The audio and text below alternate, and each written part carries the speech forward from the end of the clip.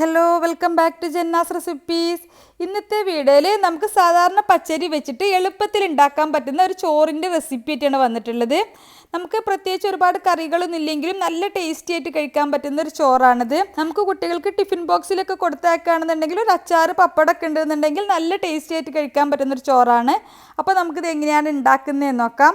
പിന്നെ വീഡിയോ കണ്ടുകൊണ്ടിരിക്കുന്ന സമയത്ത് നിങ്ങൾക്ക് ഈ റെസിപ്പി ഇഷ്ടമാവുകയാണെന്നുണ്ടെങ്കിൽ ഒന്ന് ലൈക്ക് ചെയ്ത് സപ്പോർട്ട് ചെയ്യാനും ചാനലൊന്ന് സബ്സ്ക്രൈബ് ചെയ്യാനും ഫോളോ ചെയ്യാനും മറക്കരുത്. അപ്പോൾ ഞാൻ ആദ്യം പറഞ്ഞതുപോലെ തന്നെ പച്ചരി വെച്ചിട്ടാണ് നമ്മളിനി ചോറ് ഉണ്ടാക്കുന്നത്. അപ്പോൾ സാധാരണ നമ്മൾ വാങ്ങിക്കുന്ന പച്ചരി തന്നെയാണ് എടുത്തിട്ടുള്ളത്. ഇതിപ്പോൾ 1.5 കപ്പാണ് എടുത്തിട്ടുള്ളത്. ഇത് നന്നായിട്ടൊന്ന് കഴുകി എടുത്തിട്ട് മാറ്റി വെക്കാം. വെള്ളത്തിൽ കുതിർത്തേണ്ട ആവശ്യമൊന്നുമില്ല. നന്നായിട്ടൊന്ന് കഴുകി എടുത്തിട്ട് മാറ്റി വെക്കാം.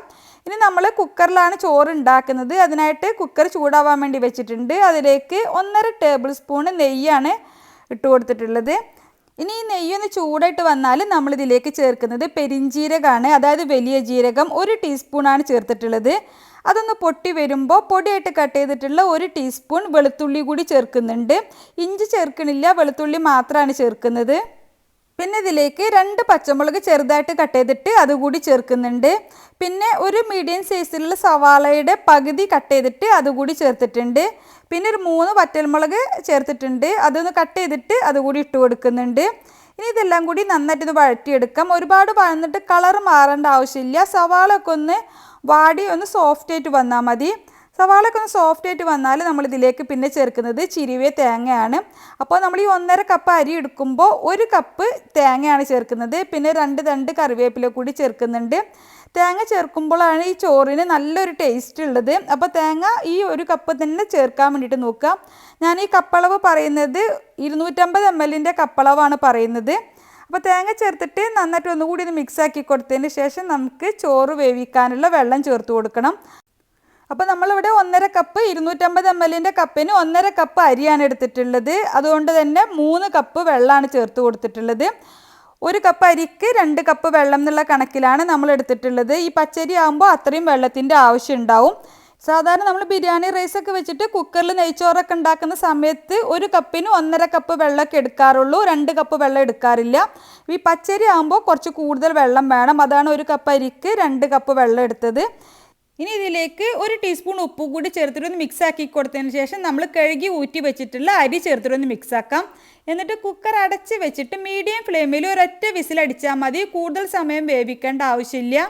1 വിസിലടിച്ചതിന് ശേഷം ഞാൻ ഫ്ലെയിം ഓഫാക്കി വെച്ചതാണ്. ഇപ്പോൾ പ്രഷറൊക്കെ പോയതിന് ശേഷം നമുക്ക് കുക്കർ തുറന്ന് നോക്കാം. അപ്പോൾ ചോറൊക്കെ നന്നായിട്ട് വെന്തിട്ടുണ്ട്. ഈ 1 കപ്പ് അരിക്ക് 2 കപ്പ് വെള്ളം എന്നുള്ളത് കറക്റ്റ് അളവാണ്. അപ്പോൾ ആ ഒരു അളവിൽ തന്നെ എടുത്താൽ മതി. നമ്മൾ ഇനി അരി കൂടുതൽ എടുക്കുമ്പോഴും 1 കപ്പ് അരിക്ക് 2 കപ്പ് വെള്ളം എന്നുള്ള കണക്കിൽ എടുത്താൽ മതി. ചോറ് നന്നായിട്ടൊന്ന് മിക്സാക്കി കൊടുക്കുന്നുണ്ട്. അതിന് ശേഷം നമുക്കിതൊരു പ്ലേറ്റിലേക്ക് വിളമ്പാം.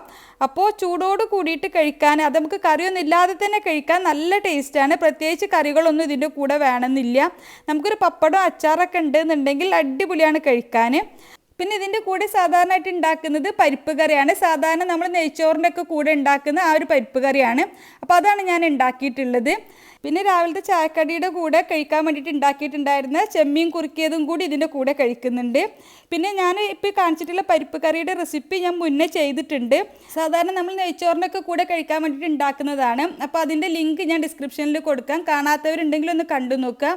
അപ്പോൾ നല്ല ടേസ്റ്റി ആയിട്ടുള്ളൊരു ചോറാണ്. സിമ്പിളാണ് ഉണ്ടാക്കാൻ, എന്നാൽ നല്ല ടേസ്റ്റാണ്. ഈ തേങ്ങയൊക്കെ ചേർക്കുന്നത് കൊണ്ട് തന്നെ നല്ലൊരു ടേസ്റ്റാണ്. ട്രൈ ചെയ്ത് നോക്കുക. എന്നിട്ട് നിങ്ങളുടെ അഭിപ്രായം കമൻ്റായിട്ട് അറിയിക്കുക.